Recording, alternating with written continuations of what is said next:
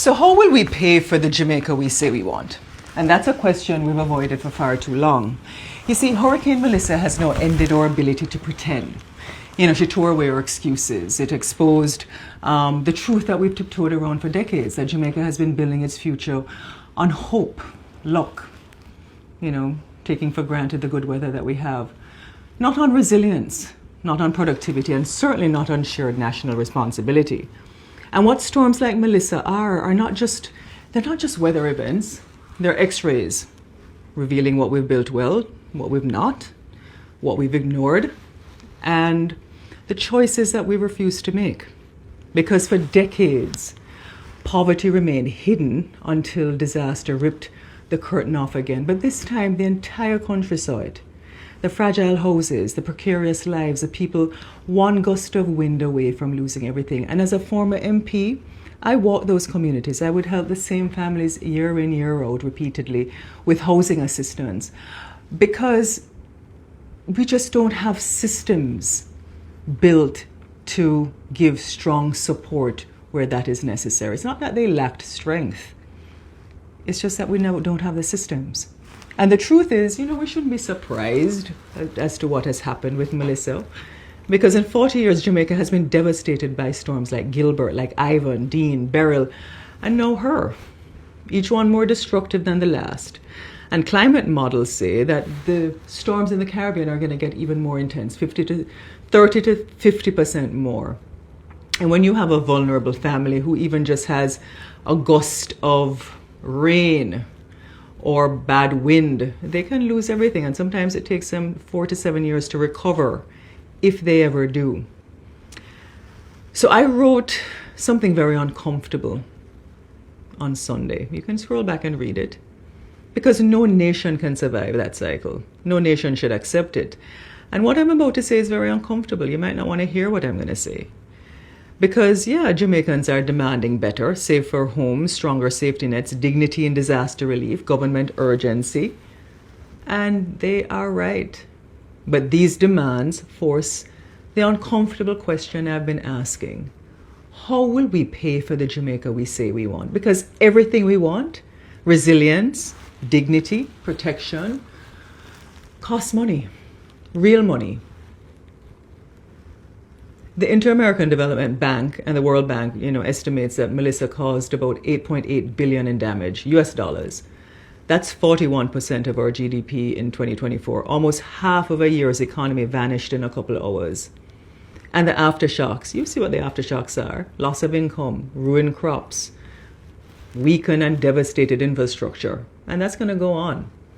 But if we're serious about creating a resilient Jamaica, we must also confront the realities that are shaping us at the moment. And so I've repeated and long says that we need to, grow our economy. I've given solutions for that, but that's going to take time and investment, and we don't have time. But there's some realities shaping us, which puts us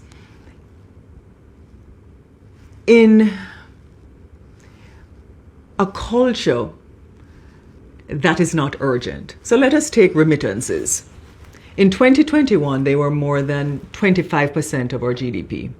Today, they're still 19%, making us one of the most remittance-dependent countries in the region. I mean, in COVID, when tourism shut down, it was a remittance for foreign exchange from remittances that kept us going.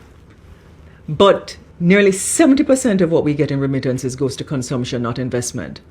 And households relying heavily on overseas support or one phone call away from getting money because it might not be working often don't participate in the formal economy, not because they're lazy, but because they may have no opportunity to get a job or a job doesn't exist for them.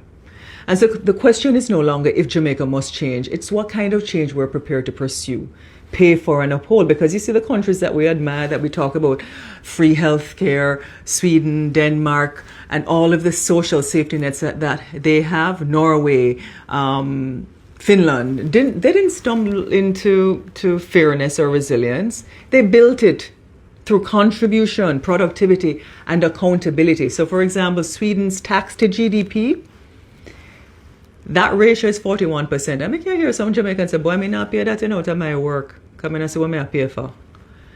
Their tax to GDP ratio is nearly double ours. But their system works because people see the results and because everyone has obligations, not just rights. So in Sweden, unemployment benefits require job seeking and training. In Denmark, welfare recipients must join activation programs. And in Finland, benefits come with personal responsibility agreement. Them not gonna give you nothing unless you give back something. Yeah, so the thing's set over there. So. And these societies operate on the understanding that benefits must be matched by national duty. Yeah, duty. And this is what Jamaica must confront, because nothing in those societies is free. Nothing. Because they realize that compassion has a cost, dignity has a cost, security has a cost. And their systems work because citizens accept that strong social protections require strong personal responsibility. So you can't demand world-class services while avoiding the obligations that sustain them. Now contrast that with Jamaica. You know, our tax to GDP ratio appears similar to some of the richer countries. Our tax revenue per person, though, is much lower.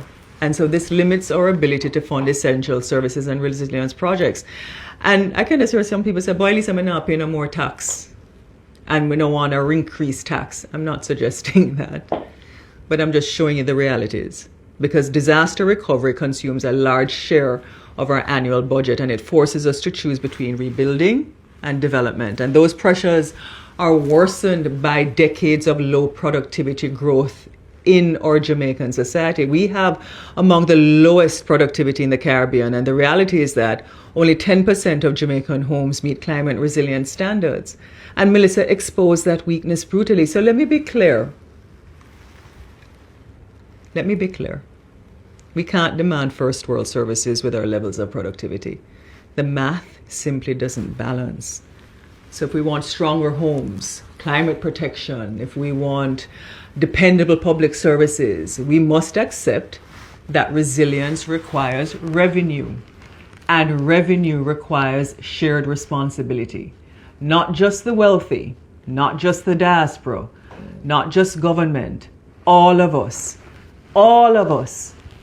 A society that expects high quality services must be a society to embrace productivity, duty, and national discipline. And transformation requires not just a government willing to change, but a people at all levels, from the working class to the middle to owners of capital, all people willing to change with it. So Melissa has already rewritten our past. We can't go back there. But the cost of our future is productivity. It's a change in mindset. What have we all done lately? That's why I guess everybody's showing what they're doing on social media.